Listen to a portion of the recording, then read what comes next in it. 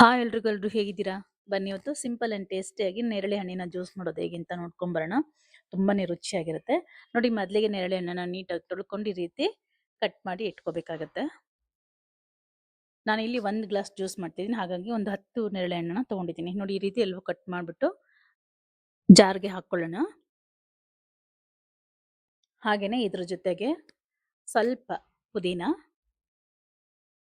ಹಾಗೆ ಒಂದು ಪಿಂಚ್ ಆಗೋಷ್ಟು ಸಾಲ್ಟ್, ಒಂದೂವರೆ ಸ್ಪೂನ್ ಆಗೋಷ್ಟು ಸಕ್ಕರೆ, ಹಾಗೆ ಒಂದು 1/4 ಸ್ಪೂನ್ ಆಗೋಷ್ಟು ಚಾಟ್ ಮಸಾಲ ಹಾಕ್ಕೊಳ್ತಾ ಇದ್ದೀನಿ. ಹಾಗೆ ಒಂದು ಅರ್ಧ ಹೋಳು ನಿಂಬೆಹಣ್ಣನ್ನು ಹಿಂಡ್ಕೊಂಡು ಇದನ್ನ ನುಣ್ಣಗೆ ರುಬ್ಕೊಂಬರೋಣ. ಹಾಗೆ ಅದ್ರ ಜೊತೆಗೆ ಐಸ್ ಕ್ಯೂಬ್ಸ್ ಹಾಕ್ಕೋಬೇಕಾಗತ್ತೆ. ಇಲ್ಲಿ ನಾನು ನೀರನ್ನ ಬಳಸ್ತಾ ಇಲ್ಲ, ಐಸ್ ಕ್ಯೂಬ್ಸ್ ಹಾಕ್ಕೊಳ್ತಾ ಇದ್ದೀನಿ.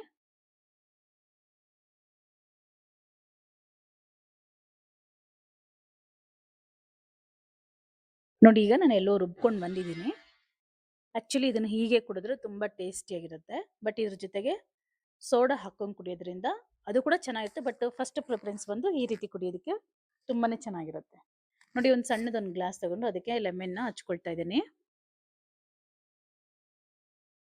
ಹಾಗೇನೆ ಇಲ್ಲಿ ಉಪ್ಪು ಸ್ವಲ್ಪ ಅಚ್ಚ ಖಾರದ ಪುಡಿನ ತಗೊಂಡು ನೀಟಾಗಿ ಮಿಕ್ಸ್ ಮಾಡಿಕೊಂಡು ನಾವು ಆಗಲೇ ಲೆಮನ್ ಹಚ್ಕೊಂಡಿರೋಂಥ ಗ್ಲಾಸ್ಗೆನೆ ಇದನ್ನ ಏನು ಹೇಳ್ತಾರೆ ಕೋಟಿಂಗ್ ಮಾಡ್ಕೋಬೇಕಾಗುತ್ತೆ.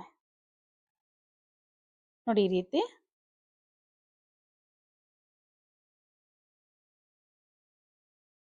ನೀಟಾಗಿ ಎಲ್ಲ ಕಡೆನೂ ಸ್ಪ್ರೆಡ್ ಆಗೋಗಿ ನೀಟಾಗಿ ಕೋಟಿಂಗ್ ಮಾಡಿಕೊಂಡು ನಂತರ ನಾವು ಇದಕ್ಕೆ ಆಲ್ರೆಡಿ ನಾವು ಮಾಡಿಟ್ಕೊಂಡಿರೋಂಥ ಜ್ಯೂಸ್ನ ಹಾಕ್ಕೋಬೇಕು.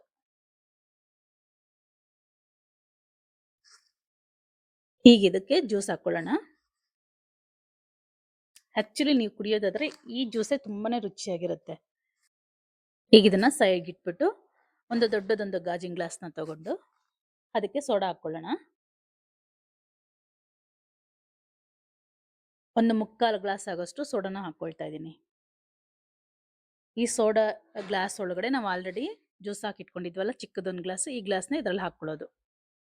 ಇದು ಒಂಥರ ಡಿಫ್ರೆಂಟ್ ಆಗಿರುತ್ತೆ taste. But first of preference ಬಂದು ನಾರ್ಮಲ್ ಜ್ಯೂಸೇ.